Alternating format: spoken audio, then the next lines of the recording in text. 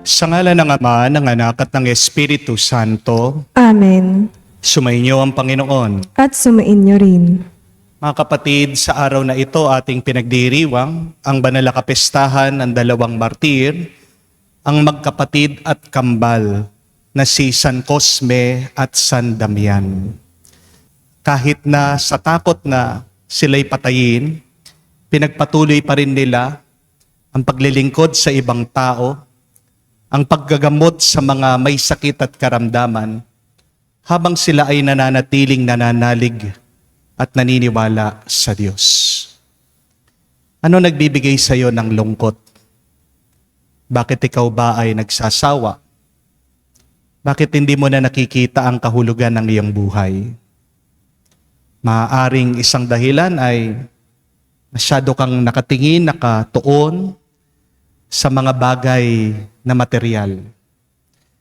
Pero may inaasam pa ang ating kaluluwa na hindi naman mapupuno ng pera at kayamanan. Baka napapagod ka dahil ikaw ay mag-isa. Hindi natin kayang mabuhay na mag-isa. Pinapakita sa atin ang dalawang banal na ito na kahit na sa buhay kabanalan, sa buhay pananampalataya, kailangan natin ng kasama, kailangan natin ng katuwang. Mga kapatid, huwag nating kalimutan na palagi nating kasama ang Diyos. Pag nakaligtaan natin ng Diyos ay gumagabay sa atin, ang Diyos ay nagpupuno sa atin ng kanyang grasya at bendisyon, diyan tayo mawawala at diyan tayo magwawala sa buhay. Para minsan pa tayo ay makitang karapat-dapat na makatanggap sa mga banal na misteryo, magpakumbaba muna tayo at aminin natin ang mga pagkakataon na kung saan wala tayong ibang inasam sa ating buhay kung hindi pera, kayamanan, mga material na bagay. Aminin natin ang mga pagkakataon na kalimutan natin ang pinakamahalaga ay gawin natin ang kagustuhan ng Diyos. Inaamin ko Sa makapangyarihang Diyos at sa inyo, mga kapatid, na lubha akong nagkasala sa isip, sa salita, sa gawa, at sa aking pagkukulang, kaya'y sinasamo ko sa mahal na Birheng Maria, sa lahat ng mga anghel at mga banal, at sa inyo, mga kapatid, na ako'y panalangin sa Panginoong ating Diyos. kaawaan tayo na makapangyarihang Diyos, patawarin tayo sa ating mga kasalanan, patnubayan tayo sa buhay na walang hanggan. Amen. Panginoon, kaawaan mo kami. Panginoon, kaawaan mo kami. Kristo, kaawaan mo kami. Kristo, kaawaan mo kami. Panginoon, kaawaan mo kami. Panginoon, kaawaan mo kami. Manalangin tayo. Ama naming makapangyarihan, dakilain ka nawa sa kagalang-galang na pag-aalala kina San Cosme at San Damian, sapagkat ginawad mo sa kanila ang dangal kailanman.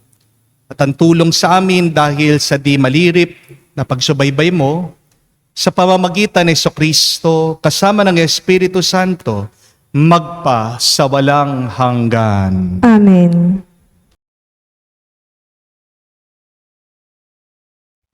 Pagbasa mula sa aklat ng mga ngaral. Walang kabuluhan, walang halaga ang lahat ng bagay.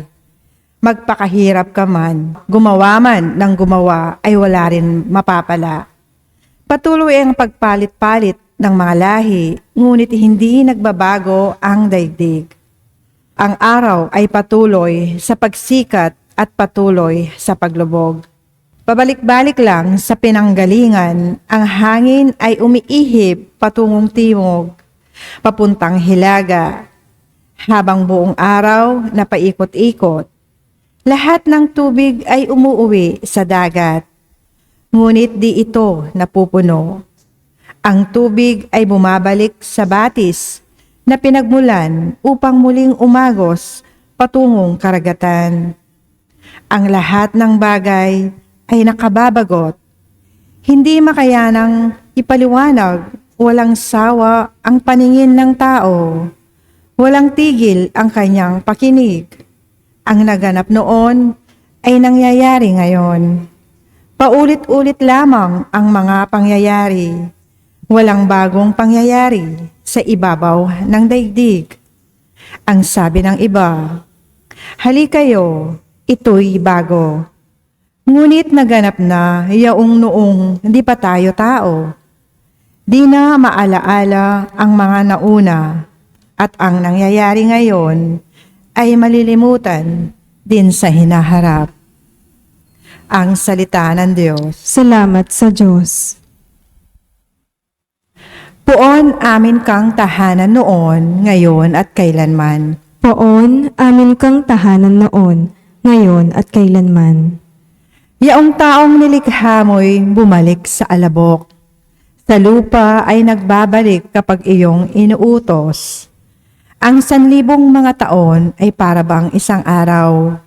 Sa mata mo, Panginoon, isang kisap mata lamang, isang saglit sa magdamag na ito ay tumaraan. Poon, amin kang tahanan noon, ngayon at kailanman. Mga tao'y pumapanaw na para mong winawalis.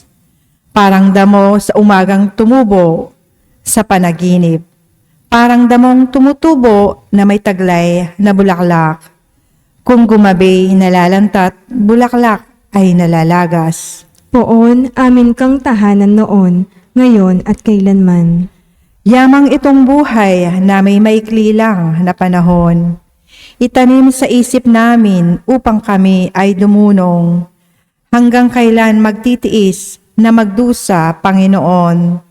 Kaming iyong mga lingkod na naghihirap sa ngayon. Poon, amin kang tahanan noon, ngayon at kailanman. Kung umagay ipadama yaong wagas mong pag-ibig, at sa buong buhay na may walang galak ang aming awit. Panginoon naming Diyos, kami sana'y pagpalain. Magtagumpay sana kami sa anumang gawing. Poon, amin kang tahanan noon, ngayon at kailanman.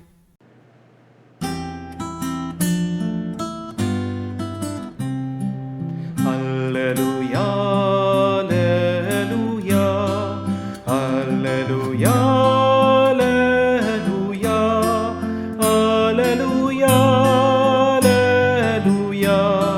Alleluia, Alleluia, Alleluia, Alleluia, Alleluia. Ikaw, O Kristo, ang daan, ang katotohanan at buhay patungo sa Amang mahal. Sumainyo ang Panginoon.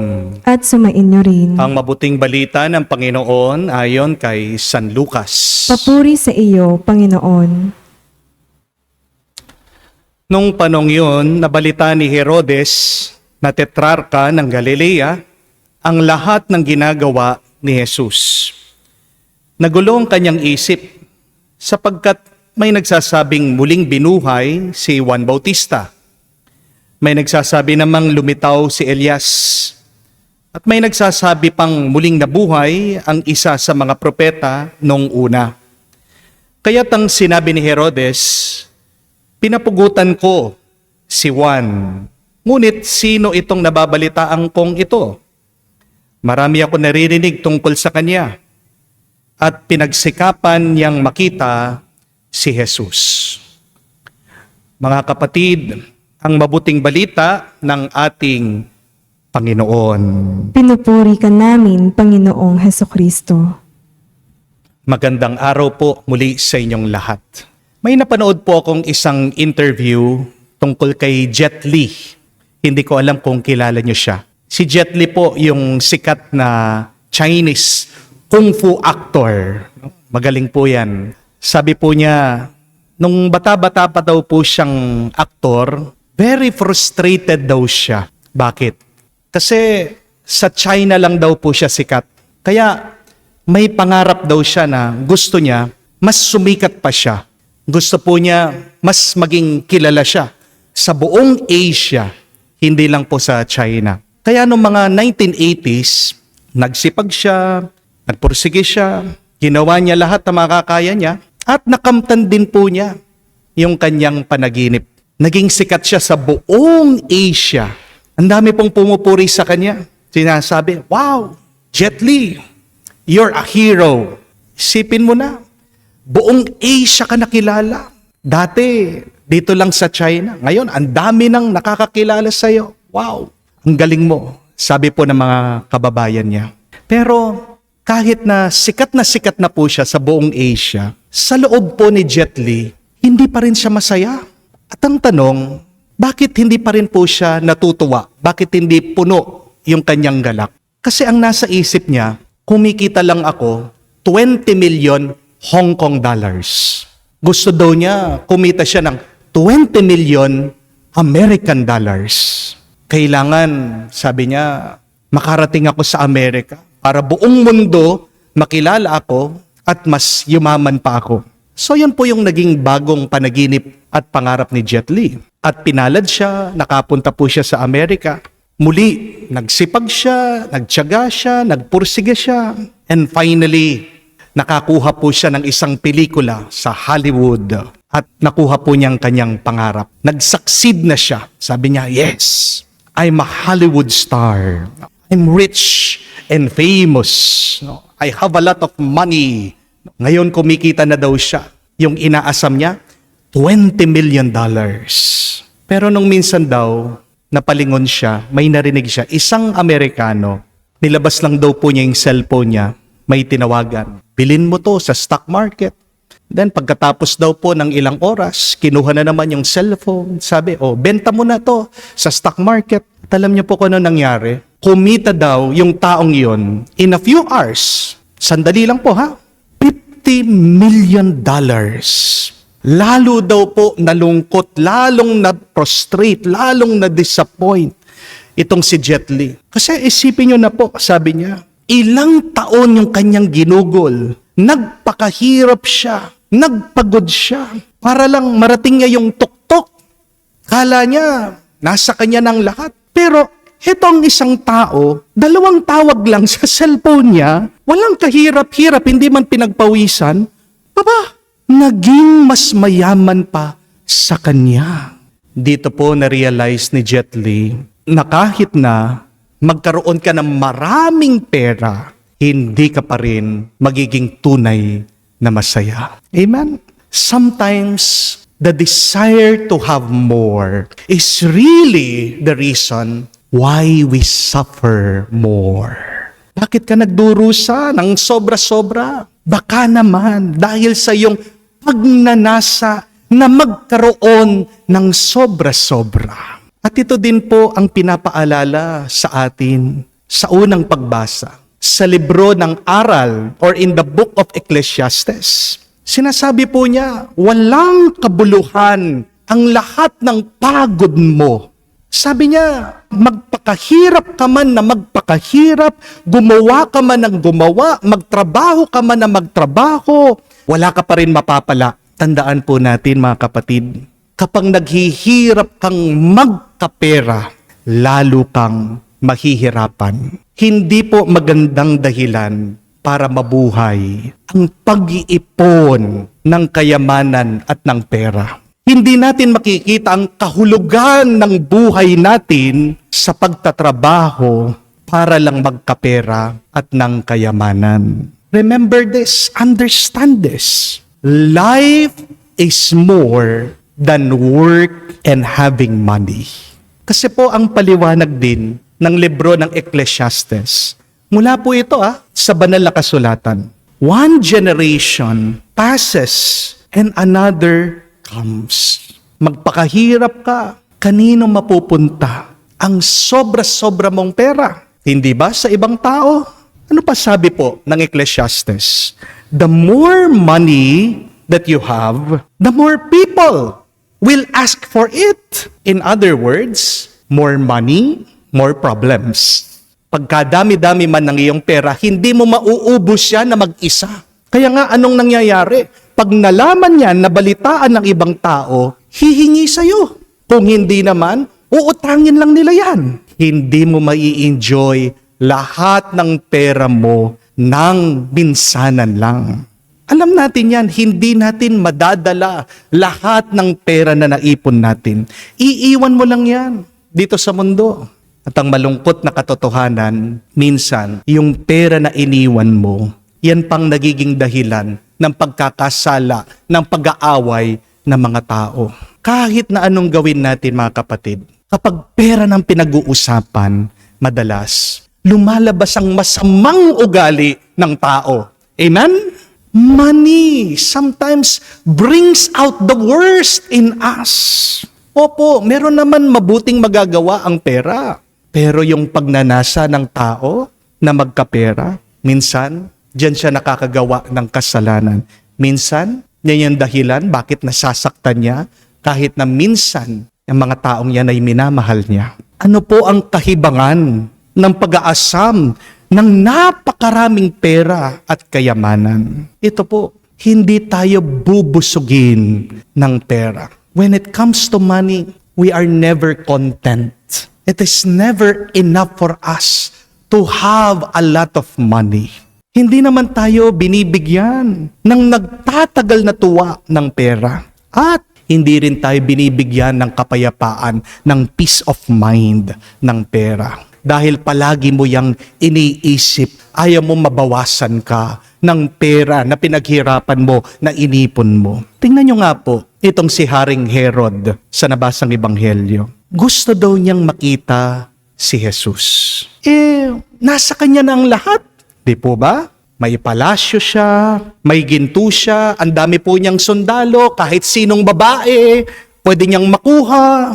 Pero kahit na nasa kanya na ang lahat, makapangyarihan siya. Pero bakit pa rin gusto niyang makita si Jesus? Dahil, kung babasahin niyo po ang ibang kwento sa Ebanghelyo, sabi, nabalitaan niya yung mga milagrong ginagawa ni Jesus. Anong ibig sabihin? May kulang pa rin sa buhay niya. Hindi siya makagawa ng milagro. Sa pagkadami-dami ng pera niya, sa pagkadami-dami ng kayamanan niya, kahit na napakalakas niya, makapangyarihan niya, hindi pa rin niya kayang gawing posible yung imposible. Tanging ang Diyos lang ang makakagawa ng imposible. Amen? So, anong ibig sabihin nito? Kahit na gaano pa karami, kapuno ang bank book mo, gaano pa karami ang alahas mo, gaano pa kalaki ang iyong bahay, kung wala ang Diyos sa iyong buhay, walang kwentang lahat ng yan. Malalagay at malalagay ka sa mga imposibleng sitwasyon. Pero kung mananatili ang Diyos sa buhay mo, milagro at bendisyon, mismo, yan ang lalapit sa iyo. Amen? My dear friends, life becomes meaningless when we work ourselves to death and not enjoying the fruits of your labor. Wala pong saysay minsan ang buhay kung nakakalimutan natin ang Diyos. Dahil tandaan niyo po mga kapatid, yung bunga, yung produkto ng pagod mo, hindi lang galing sa iyo, galing yan sa Diyos. Dahil tinutulungan ka niya. Saan nagmumula ang buhay mo? Di ba sa Diyos? Ano po ang sabi din sa banal na kasulatan? Unless the Lord blesses the work of our hands, the worker works in vain. Walang katuturan, walang kabuluhan. Hindi magkakaroon ng bunga yung iyong pagod. Magsasawa ka kung hindi ka tutulungan ng Diyos. Kung wala ang Panginoon sa iyong buhay. Amen? Alam niyo po sa Amerika, napakarami daw pong mga mansions. Nagtatrabaho ang mga Amerikano, ang mga mayayaman, di man po sila nakatira doon sa kanilang mga mansions. Kadalasan po, nasa ibang bansa sila, nasa Europe, nasa Dubai, nasa Middle East, nasa Hong Kong, nasa Asia.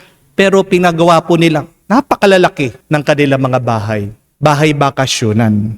Alam niyo po kung sino yung nag-i-enjoy doon sa mga malalaking mansyon at bahay nila? Yung mga caretaker, yung mga nagbabantay sa bahay nila. Kadalasan po, mga Pilipino. Kasi wala po yung mga may-ari. Sino po yung gumagamit ng swimming pool?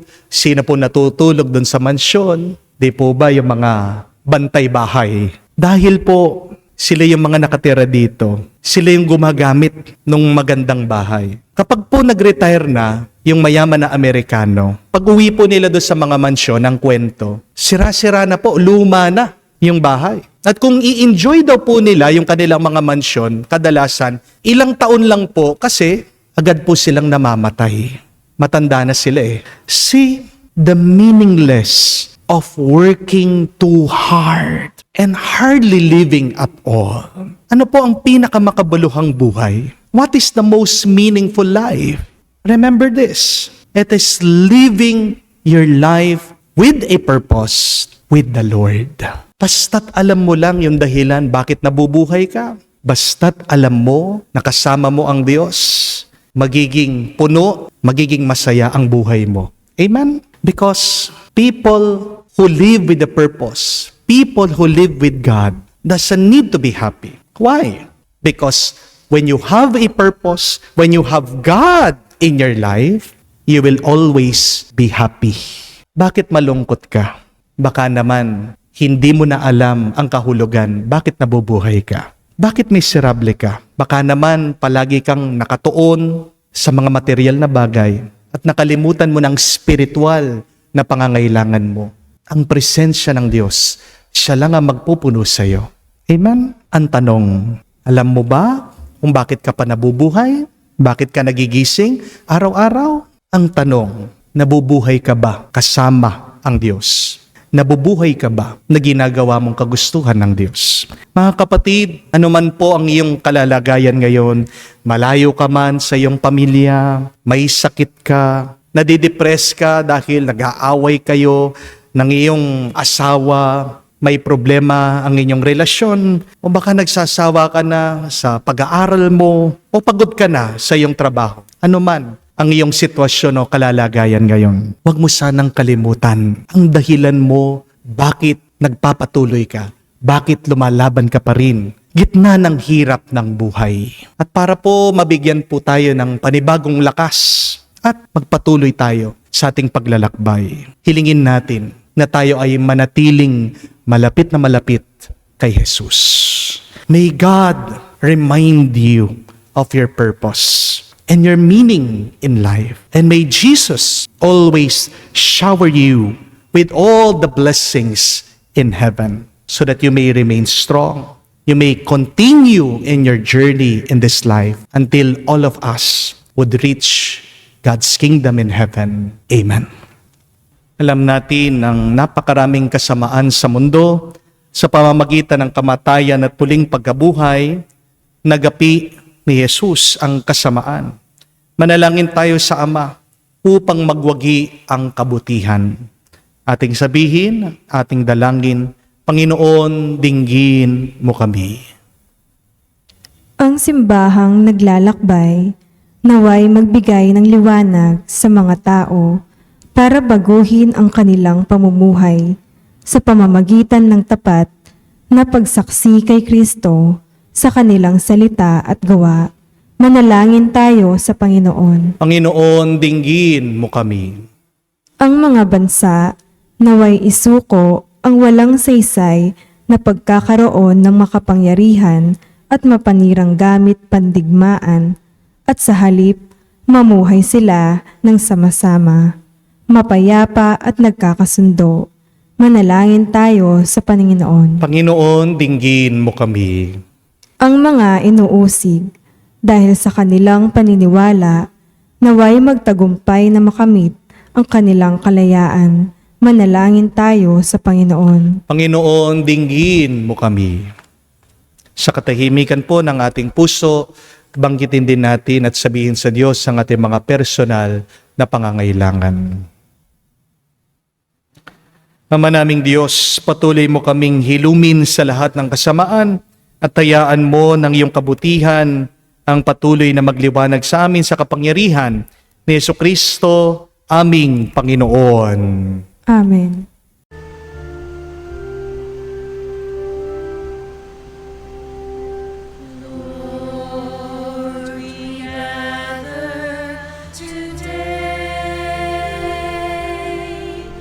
In your house we kneel down and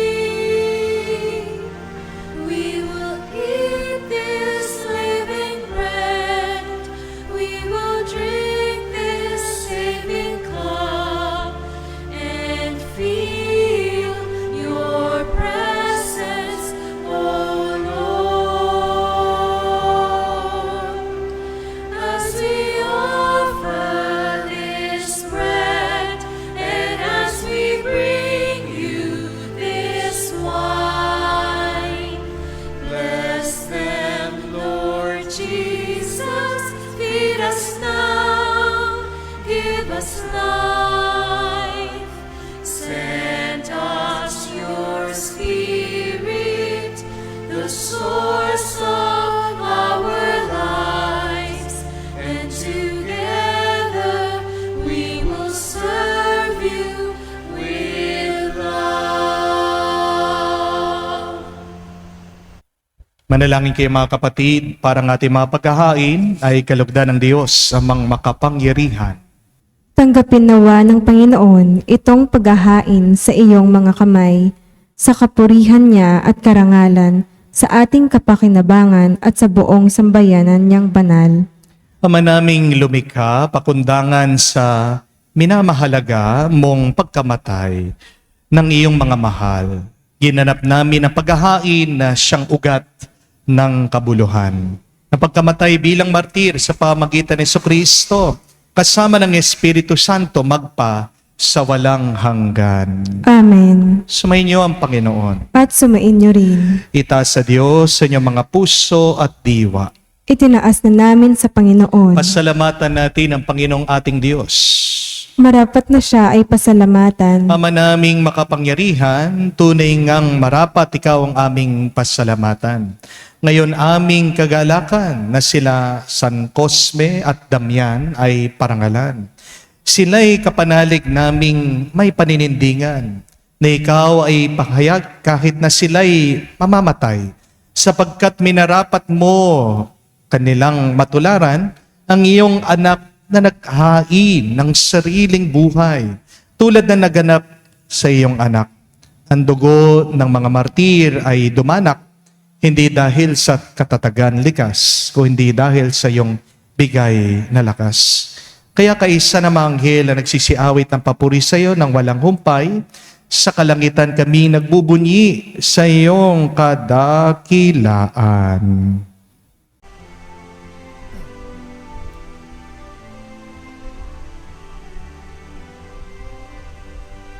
Santo, Santo, Santo, Panginoong Diyos ng mga hukbo, napupuno ang langit at lupa ng kadakilaan mo. Hosana, Hosana, sa kaitaasan, pinagpala ang naparirito sa ngalan ng Panginoon. Hosana, Hosana, sa kaitaasan. Hosana, Hosana, sa kaitaasan.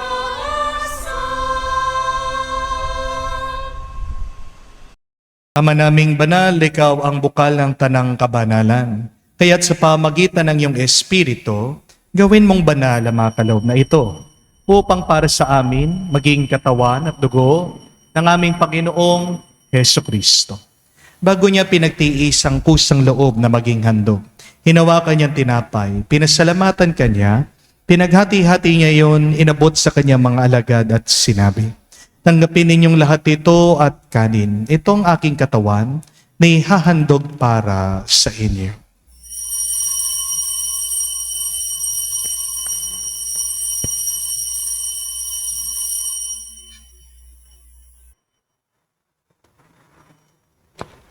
Gayon din naman na matapos ang hapunan, hinawakan niya ang kalis. Muli kanyang pinasalamatan. Inabot niya ang kalis sa kanyang mga alagad at sinabi, "Tanggapin ninyong lahat ito at inumin. Ito ang kalis ng aking dugo, ng bago at walang hanggang tipan. Ang aking dugo na ibubuhos para sa inyo at para sa lahat, sa pagpapatawad ng mga kasalanan. Gawin ninyo ito sa pag-alaala sa akin."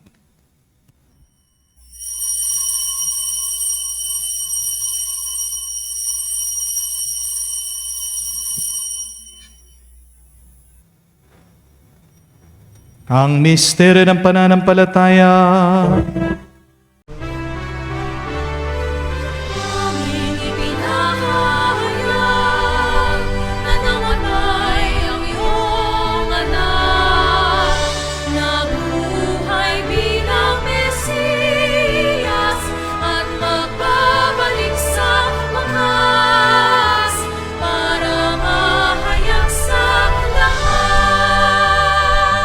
Ang mga ginagawa namin ngayon ng pag-aalaala sa pagkamatay muling pagkabuhay ng iyong anak.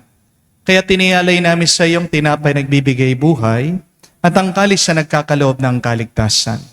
Kami nagpapasalamat dahil kami yung minarapat na tumayo sa harap mo para maglingkod sa iyo. Sinasamo namin kami magsalo-salo sa katawan at dugo ni Kristo ay mabuklod sa pagkakaisa sa pamamagitan ng Espiritu Santo.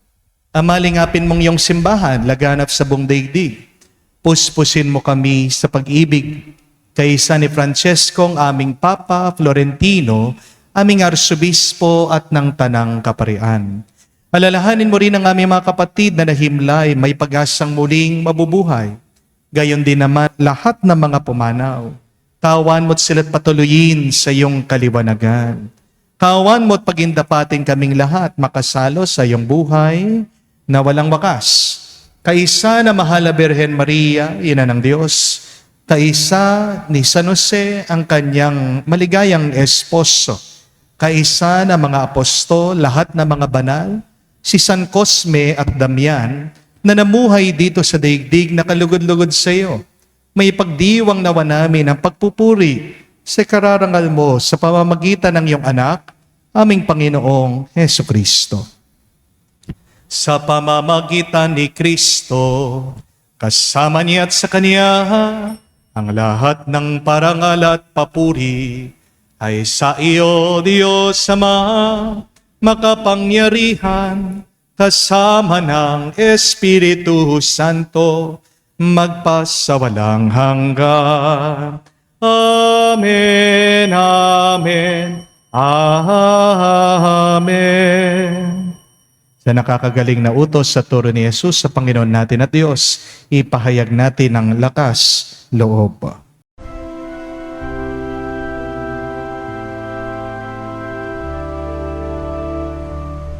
Ama namin, sumasalangit ka, sambahin ang ngalan mo, mapasa amin ang kaharian mo, sundin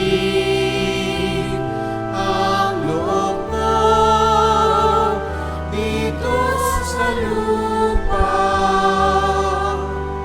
para lang sa langit. Bigyan mo kami ngayon ng aming kakanin sa araw-araw at patawarin mo kami sa aming mga sala para ng pagpapatawad namin sa nagkakasala sa amin. At huwag mo kaming ipahintulot sa tukso, at iadya mo kami sa lahat ng masama. Hinihiling namin kami adya sa lahat ng masama, pagkalooban ng kapayapaan araw-araw, iligtas sa kasalanan, at ilayo sa lahat ng kapahamakan, samantalang aming pinanabikan ang dakilang araw ng pagpapahayag ng tagapagligtas naming si Heso Kristo. Sapagkat iyo ang kaharian at ang kapangyarihan at ang kapurihan magpakailanman. Amen. Panginoong Yesu Kristo, sinabi mo sa iyong mga apostol, kapayapaan ang iniiwan ko sa inyo, aking kapayapaan binibigay ko sa inyo. Tunghayan mo ang aming pananampalataya, huwag ang aming pagkakasala. Pagkalooban mo kami ng kapayapaan at pagkakaisa, ayon sa iyong kalooban, kasama ng Espiritu Santo, magpa sa walang hanggan. Amen. Kapayapaan ng Panginoon ay laging sumainyo. At sumainyo rin. Magbigayan po tayo ng kapayapaan sa bawat isa. Pisuhin niyo po, kapayapaan po sa inyong lahat. Kordero ng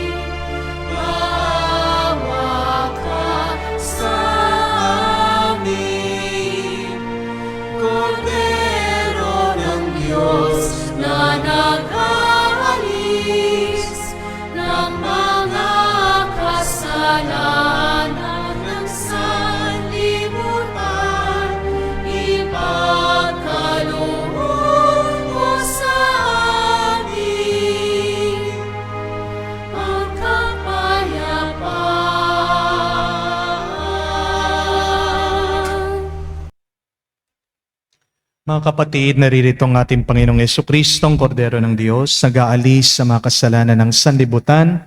Mapalad tayong lumalapit sa piging ng Kordero. Panginoon, hindi ako karapat-dapat na magpatuloy sa iyo, ngunit sa isang salita mo lamang ay gagaling na ako.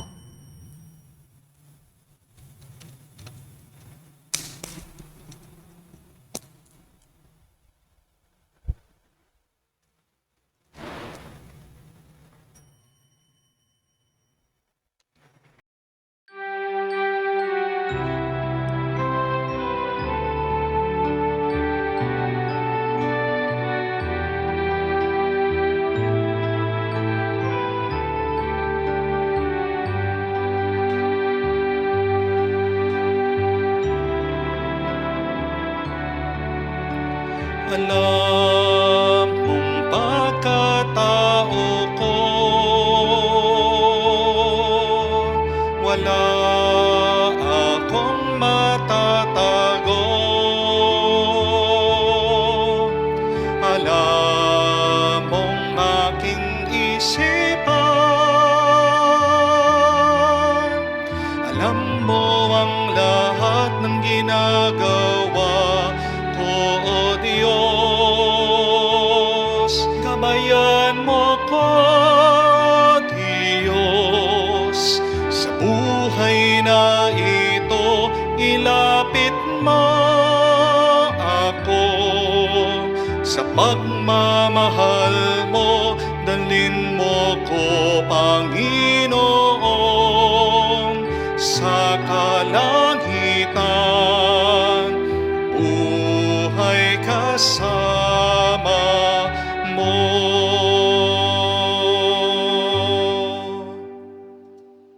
Manalangin tayo. Ama naming mapagmahal, panatilihin mo sa amin ang iyong kalooban. At ang tinanggap naming iyong bigay ngayong ginugunita, ang mga martir na sina San Cosme at San Damian, ay nagdulot nawa sa amin ng kagalingan at kapayapaan. Sa pamamagitan ni Jesucristo kasama ng Espiritu Santo, magpa sa walang hanggan. Amen. Kailangan niyo po ba ng maraming pera para maging masaya? Be honest. Try to answer that. Alam natin ang sagot, ayaw lang natin aminin. Kailangan natin ng pera. Pero hindi naman natin kailangan ng maraming pera. Walang katuturan, walang kabuluhan ang ating pagpapagod para lang magkaroon ng maraming pera. Una, dahil pagkarami-ramin man ng iyong pera, meron pa ring taong magiging mas mayaman kesa sa iyo. Tandaan niyo yun. Pero pangalawa, kahit na pagkadami-dami ng iyong pera, hindi naman lahat ng yan ay magagamit mo. At hindi naman lahat yan ay madadala mo sa susunod na buhay. Remember, you cannot buy new life. You cannot buy salvation, even if you have a lot of money. At pangatlo, more money, more problems. Alam natin yan.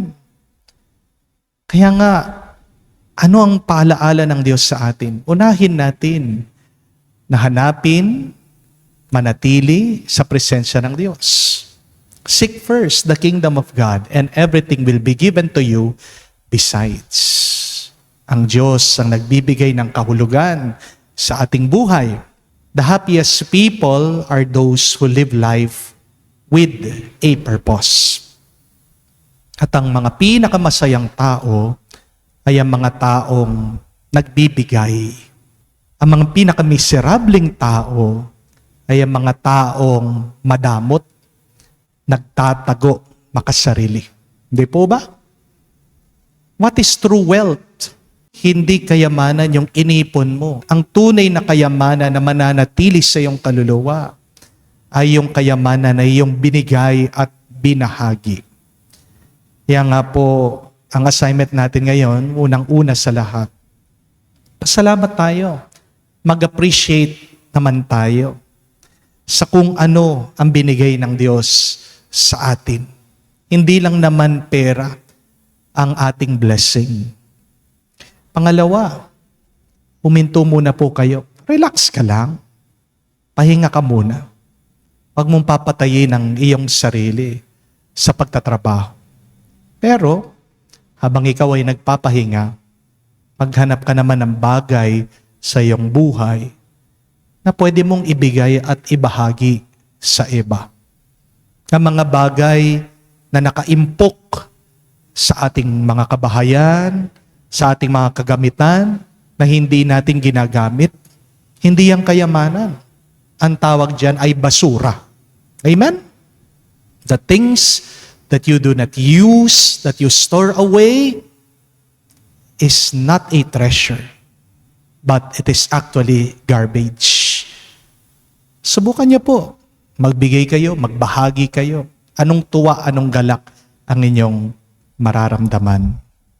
So, my dear friends, please be thankful to God, rest in God, and give. This will add more joy to you, add more peace to your life. Sumainyo ang Panginoon. At sumain niyo rin. Kayo ay basbasan ng Diyos, makapangyarihan sa lahat, sa ngalan ng Ama, ng Anak, ng Espiritu Santo. Amen. Ang ating misa ay natapos na. Humayo kayo sa kapayapaan ni Kristo. Salamat sa Diyos.